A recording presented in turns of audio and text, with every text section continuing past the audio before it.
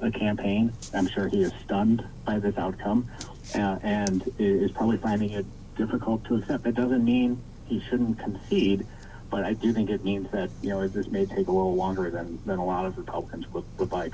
I want to talk to the extent that we can about the attitude out in the country. Of course, we've already seen, I think in a little while, we will hear from a pro-Trump kind of protest. And there have been several over recent days. The president has had a particular version of reality, an alternate reality that he's tried to put out there. But I do note that the numerous news organizations that have called the race for Biden include Fox News.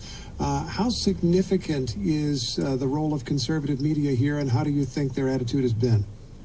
I think it's a big deal. I mean, there's no secret that there is deep amounts of skepticism in the media, especially the mainstream media, amongst Republican voters. And frankly, I think that skepticism has only grown over the last several days when, Republicans around the country, in fact, all Americans around the country, went to bed on Tuesday night. And if you just glanced at the vote totals, it looked like Trump was likely to win. And, that's also what the betting markets were saying as many of us went to bed Tuesday night.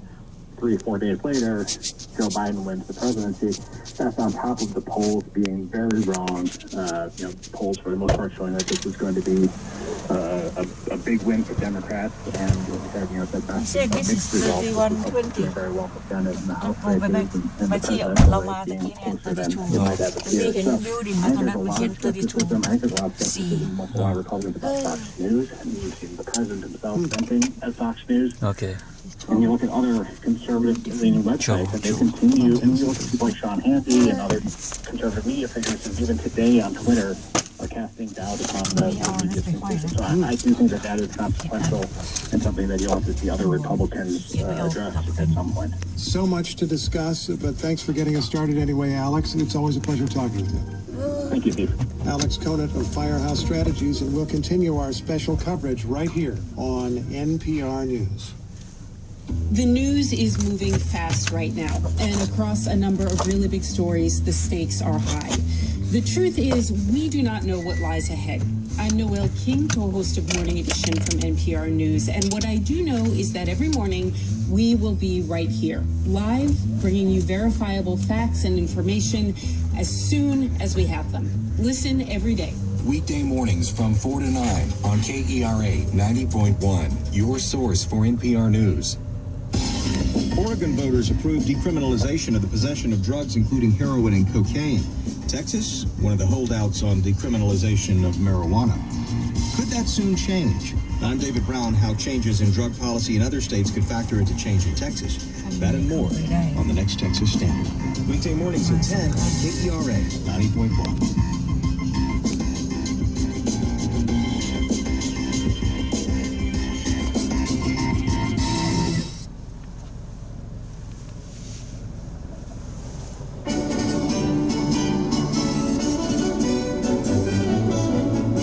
Special coverage from NPR News. I'm Michelle Martin. And I'm Steve Inskeep. Joe Biden is the president-elect. And in this special coverage, we are hearing reaction from across the country.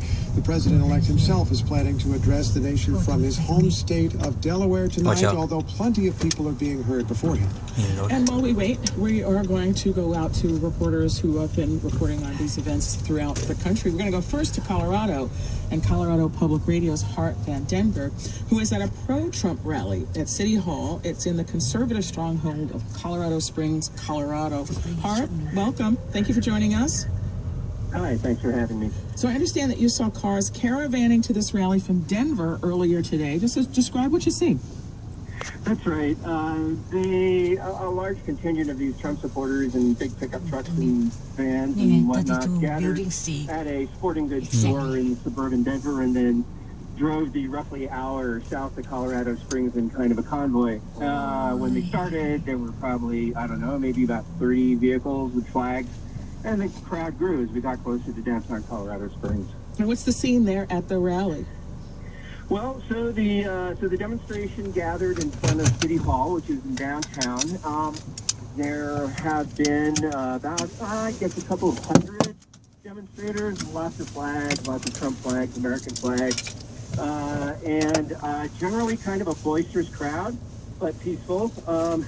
Very few people wearing masks, and 1 or 2 people openly carrying firearms. But it's largely a peaceful gathering. Right now, the crowd has started to disperse a little, but some hanging on or in the median of the main street going by City Hall and yelling at a small group of government protesters across the street. Well, to that end, are there speakers? Are people talking? Like, what have they been saying? What's the conversation that people are having? I mean, recognizing that it can be hard to interview people